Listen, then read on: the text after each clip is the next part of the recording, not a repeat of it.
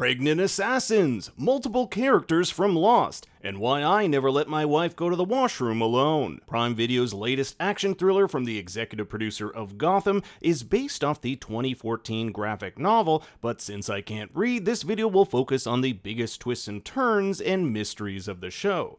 We'll also be going over the biggest theories on that twist ending and the whereabouts of Rebecca. So spend a little daddy-daughter time with me. It's time to enter the world of Butterfly. Butterfly follows David Jung, former co-founder of Cadis, an international private intelligence firm that undertakes operations all around the world. 9 years ago, David was involved in a botched mission to take down notorious crime lord and terrorist Hugo Maldonado. But what David doesn't know is this mission was destined for disaster. His business partner, Juno Lund, tipped Maldonado off that David was coming, leading to his entire team being killed. But why would his trusted business partner hatch such a dastardly scheme? In the finale, we learn that David and Juno have two very different outlooks on the world. David thinks people can be better, learn, and grow, while Juno does not. David has a naive view of the world. He thinks things are better than they are. Some people have to live in reality. This theme of change is not only echoed through our characters, but the title of the show itself. A butterfly literally goes through a process of transformation from its humble beginnings as a caterpillar, just like David's daughter Rebecca goes from innocent daughter to deadly assassin.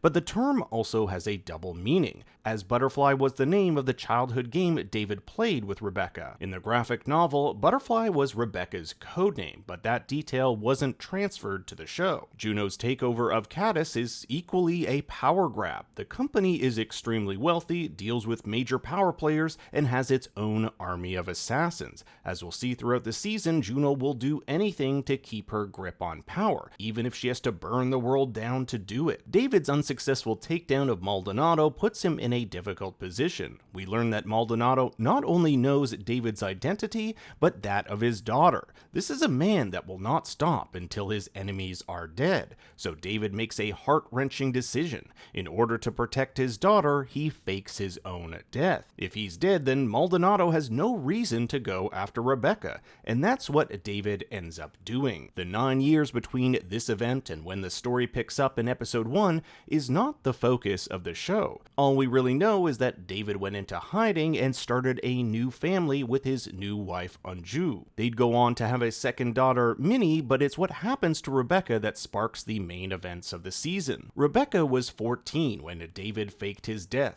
With her mother dead too, Rebecca went on to live with Juno and her son, Oliver. Juno became like a mother to Rebecca, and it's this relationship that will provide much of Rebecca's inner conflict going forward. But Rebecca isn't just a daughter to Juno, she's an asset. Rebecca would train to become a highly skilled assassin, doing Juno's dirty work. One such instance is the assassination of Russian ambassador Mikhail Karpov in episode 1. Rebecca blindly follows Juno's orders, not knowing that her assassination of Karpov covers up Juno and Cadis's dealings with the Russians. You see, Karpov was an intermediary between Cadis and Russian intelligence. Juno was giving top secret US intelligence on Ukrainian targets and military capabilities that would be deemed treasonous if they were found out by the US, so by killing Karpov, they get rid of the loose ends. Rebecca doesn't come to know this until later on in the series. Upon finding out that his daughter has turned into an asset, David plans on revealing himself to his daughter, creating an elaborate setup that sees the two meet up in a safe house in Andong. But the meeting doesn't go as David planned, with Rebecca knocking him unconscious. Now put yourself in Rebecca's shoes. You've spent the last 9 years thinking your dad is dead, only for him to show up out of the blue.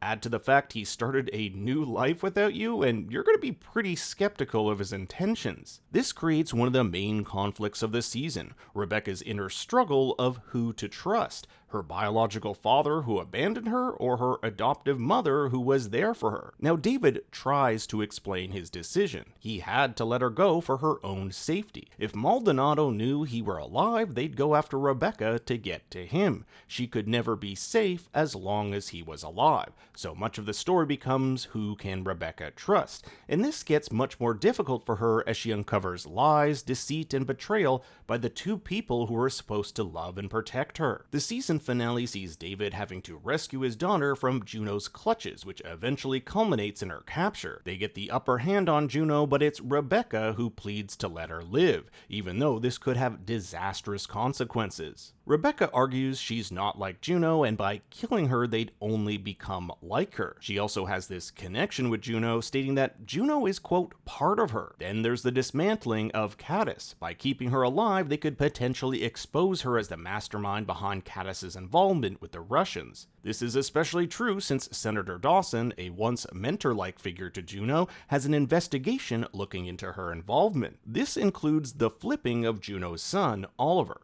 Oliver, like Rebecca, grew up trying to please his mother, yet royally screws up when he unknowingly kills a CIA informant. When Dawson looks into this, it gives him leverage to flip Oliver and grant him immunity to turn over his mother. Combine this with Rebecca and David setting up a car bomb to make it look like his own mother planted it, and you have a great recipe for a son to turn against his mother. The last we see of Oliver, he's under American control. He's still, however, in Seoul, South Korea, as the building seen behind him is the South Korean Parliament building. It will be interesting to see whether the show stays in Korea or moves elsewhere like the United States. I imagine Oliver's mother will do everything in her power to prove to Oliver that she still loves him, even if he flips on her. Speaking of Juno, we leave her on her own private jet, fleeing the country to Tangiers, Morocco, vowing to rebuild Caddis into something new and more powerful, something that will no longer be bound by the constraints of American law. With access to a private jet, she still has a lot of money, and her connections might put her in touch with nefarious foreign actors or military dictators. Whatever the case may be, this isn't the last we'll see of Juno. The big twist everyone will be talking about is the show's final scene. David, his wife, and 2 daughters enjoy dinner while it seems like life is returning to a new normal.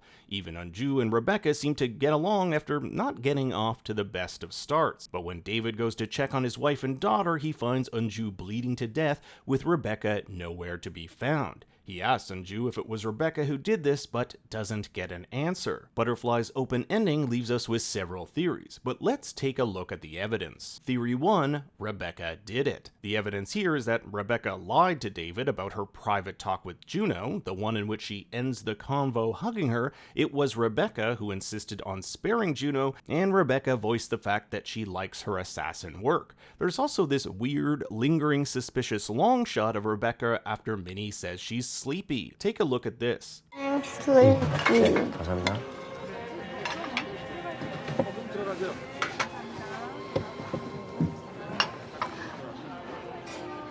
You could interpret that as Rebecca having drugged Minnie to make her sleepy so David would be forced to look after her. The downside of this theory is that it makes Rebecca almost irredeemable. Attempting to kill an innocent woman and potentially leaving a child without a mother, she would become the monster she told David she didn't want to become. Theory 2, this was orchestrated by Juno and Caddis. It would be a great way to frame Rebecca as the killer and abduct her at the same time. But with Juno seen leaving the country and Caddis on the brink of collapse, I find this theory less likely. The final dark horse theory is that this was done by a yet-to-be-revealed third party, perhaps even a new villain with connections to Anju's father. Remember that it was him who gave David the resources to take down Juno. All we really know about the father-in-law is that he's extremely rich, dangerous, and not a man you want to owe a favor. I think it could be one of this guy's enemies who did this, and remember David promised he would owe his father-in-law a favor, so I could totally see season 2 being about getting revenge on the people who did this,